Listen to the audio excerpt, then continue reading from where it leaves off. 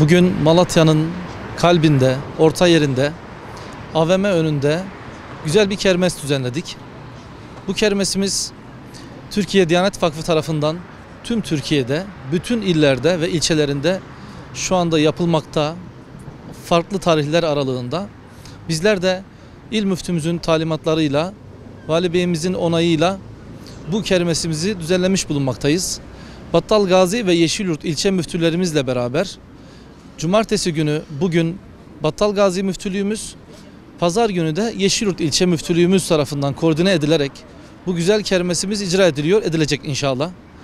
Biz şundan eminiz, Malatya halkı bu kermese teveccüh edecekler ve inşallah bu kermesten güzel bir gelir elde ederek Filistin'deki, Gazze'deki kardeşlerimize göndermiş olduğunuz bu hayırları köprü olarak kardeşlerimize ulaştıracağız.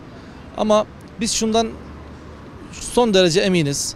Malatya halkı bu kermese sahip çıkacak. Allah'ın izniyle son gününe kadar, son saatine kadar da desteklerini devam ettirecektir. Çünkü bugün bizim kardeşliğimizin gereği olarak Filistinli kardeşlerimize her zamankinden daha çok destek çıkmamız gerekmektedir. Dolayısıyla biz Müslümanların hepsinin bir ve beraber olması gereken şu dönemde ayrılıkları, tefrikayı geride bırakarak bir araya gelerek birbirlerine destek olması gereken çok anlamlı bir dönem. Şu anda Filistin yerle bir olmuş durumda.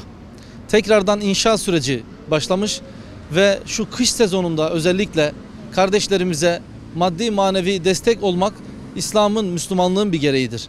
Bizler de Türkiye'de tüm illerde, tüm ilçelerde, bütün ilçe müftülerimiz, il müftülerimiz koordinesinde bu hayır çarşısı kermesini düzenlemeye devam edeceğiz.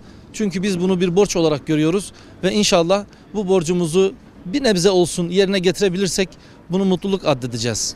Çünkü Filistin halkımız şu anda yurtlarından vazgeçmemek için canlarından ve mallarından vazgeçtiler. Her şeyini kaybettiler. Vatan sevgisi imandandır aşkıyla Mescid-i Aksa'nın, Kudüs'ün varlığını devam ettirmek için, bu kutsiyetini korumak için adeta bizim yerimize orada mücadele ederken bütün malını, mülkünü, canını, evlatlarını, ailesini, her şeyini kaybettiler.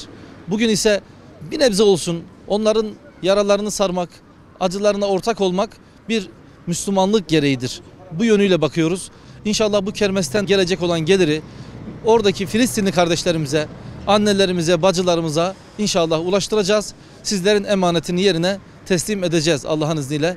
Battalgazi ve Yeşilyurt ilçe müftülüklerimizin düzenlemiş olduğu bu kermes inşallah hitama erecek ve amacına ulaşacaktır diye temenni ediyorum ve ben Malatya halkına tekrardan çok teşekkür ediyorum. Hocam ben bir tane tencere buldum. Bir tane hocam hocam bu taraf. Hocam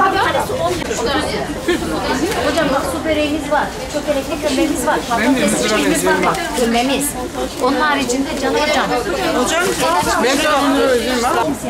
5.25 burası. 5'te köstebek hasta. 25 hocam. Bunu da verin.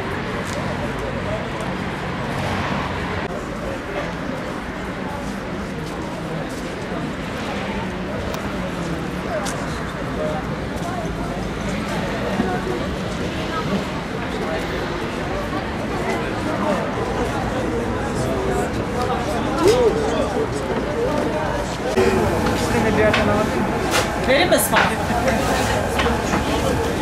Ben alsak olur mu?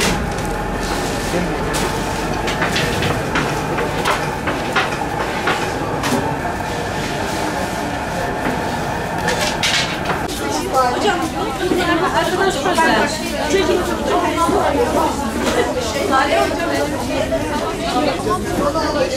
Niye 8 ay